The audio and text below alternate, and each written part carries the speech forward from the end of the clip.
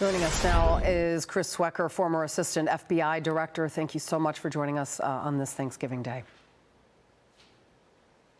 Yeah, happy Thanksgiving. This is obviously a statewide investigation, and it's a nationwide investigation. I want to talk about this suspect that's currently hospitalized, and I hope that he does see justice and survives his injuries, because this is an example of how the United States will pay this man back and teach others that might be plotting similar terror plots that they will not get away with it. Where does the investigation stand right now?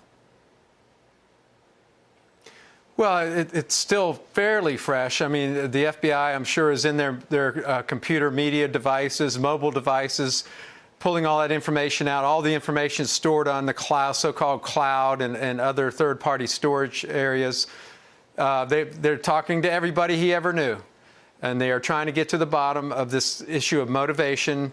Whether there are others, Kash Patel said yesterday very quickly that he acted alone. I think that was a very early call and a premature call that early in the investigation. I think they are very much looking to see if there were influences, grooming, direction from some external source, such as a terrorist organization. And we know that Afghanistan is a beehive of terrorist activity. So, they're developing a international terrorism case along with an assault on a federal officer case as we speak. Mm-hmm.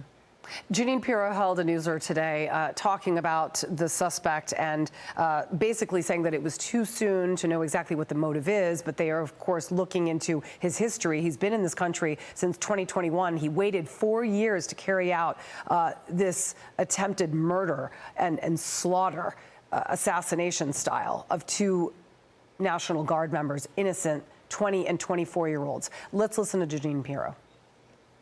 It's a fluid investigation. People are working around the clock. It's too soon to say what the motive is. He resided in Bellingham, Washington, with his wife, and we believe 5 children. What we know about him. Okay, first of all, what do we know about him? Because this man was allowed into this country legally by the Biden administration. He was allegedly vetted, according to our sources. However, 4 years have passed. Has anybody checked in on him and all the others? The 60,000 that were supposedly vetted. Not 100% of them, but majority of them were vetted, according to the previous administration.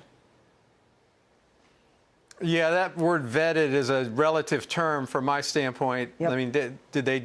that particular era was notorious for just quick, early admission, get them in the country, in volume, get them over here, get them settled. And you raise a great point. The original vetting is one thing. Do they follow up and see and check on them? Because these people, again, came from a terrorist, known terrorist organization country that hosts terrorist organizations. So, they need to be followed up on constantly, and there needs to be some sort of final resolution of their immigration status. They can't hang in limbo forever. And many of us have said this, early on in this unbridled immigration phase of the Biden administration, when millions of unvetted people were coming across the borders. We knew that there was going to be hell to pay later, and that's what we're dealing with right now. Yeah, hell to pay is a understatement. Chris Swecker, thank you very much. Appreciate you coming on. Happy Thanksgiving. Thank you. Hey, Sean Hannity here. Hey, click here to subscribe to Fox News YouTube page and catch our hottest interviews and most compelling analysis. You will not get it anywhere else.